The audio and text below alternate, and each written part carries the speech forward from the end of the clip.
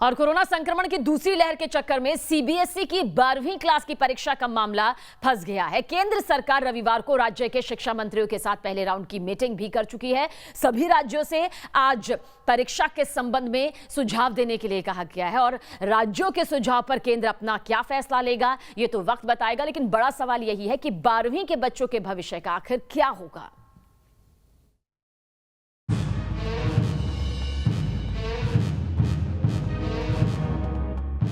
CBSE 12वीं के छात्रों पर कोरोना का कहर। कैसे होगी सीबीएसई 12वीं के छात्रों की परीक्षा? राज्यों और केंद्र की खींचतान के बीच फंसे बच्चे। अधर में लटका सीबीएसई 12वीं के छात्रों का भविष्य।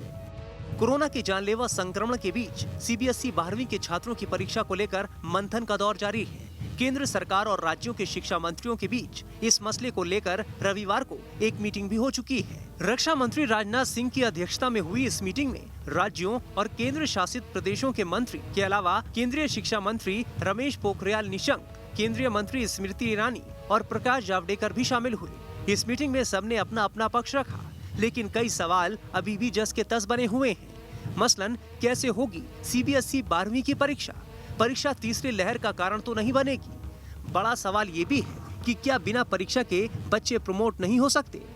सीबीएसई की 10वीं की परीक्षा पहले ही रद्द की जा चुकी है। छात्रों का एक बड़ा वर्ग 12वीं की परीक्षा को रद्द करने की मांग को लेकर सोशल मीडिया पर अभियान चला रहा है।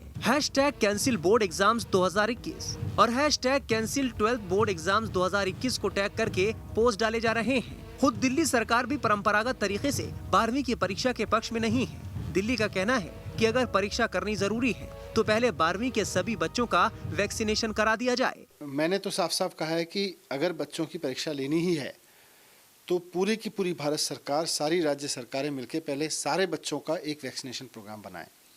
1.5 करोड़ बच्चों के लिए वैक्सीन ले आएँ। आज फाइजर है और भी कई वैक्सीन होंगी मार्केट में। भारत सरकार वैक्सीन ले आए, 12वीं के बच्चों को लगा दे और उसके बाद एग्जाम ले ले। जानकारों की माने तो सीबीएसई के पास 12वीं की परीक्षा को रद्द करने के अलावा फिलहाल 2 विकल्प हैं। पहला विकल्प मेजर सब्जेक्ट्स की परीक्षा सेंटर्स पर हो, इसके नंबर को आधार बनाकर दूसरे विषयों में भी नंबर दिए जा सकते हैं। दूसरा विकल्प है कि सभी विषयों के एग्जाम के लिए 90 मिनट मिले, ऑब्जेक्टिव और शॉर्ट सवाल पूछे जाएं। 45 दिनों में एग्जाम हो सकता है। रविवार की बैठक में राज्यों की ओर से परीक्षा को रद्द करने के सुझाव भी आए तो महाराष्ट्र और बंगाल जैसे राज्यों ने कुछ और समय के लिए परीक्षा को टालने का सुझाव दिया। वहीं कुछ राज्यों ने अपने सुझाव के लिए केंद्र से और समय देने की मांग की है। राज्यों की मांग के अनुरूप उन्हें आज तक अपना सुझाव देने का समय दिया गया है। आज सभी राज्यों का सुझाव आ जाने के बाद 1 जून को सीबीएसई के साथ बैठकर परीक्षा के संबंध में आखिरी फैसला लिया जाएगा। हालांकि केंद्र सरकार ने साफ कर दिया है कि परीक्षा के संबंध में फैसला छात्रों की सुरक्षा और उनके भविष्य को ध्यान में रखकर लिया जाएगा। 1 जून तक इन परिस्थितियों का आंकलन करेंगे। जो भी परिस्थितियाँ होंगी वो आपकी सुरक्षा और आपका भविष्य, हमारे सामने दोनों चीज़ें हैं। सुरक्षा पहले और उसके बाद आपका भविष्य।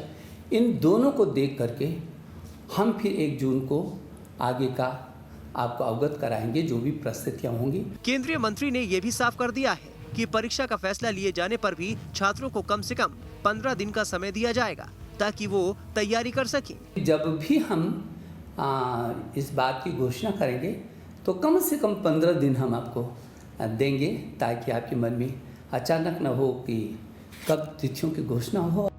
मौजूदा एजुकेशन सिस्टम में 12वीं की परीक्षा का अहम रोल होता है। कई प्रतियोगी परीक्षाओं में छात्रों की न्यूनतम योग्यता निर्धारित अंकों के साथ 12वीं पास होना होती है। ऐसे में छात्रों की परीक्षा का तरीका क्या हो, ये सरकार को गंभीरता के साथ सोचना होगा, जिससे छात्रों के भविष्य पर भी असर न पड़े और वो कोरोना से भी बचे रहें। Team news nation.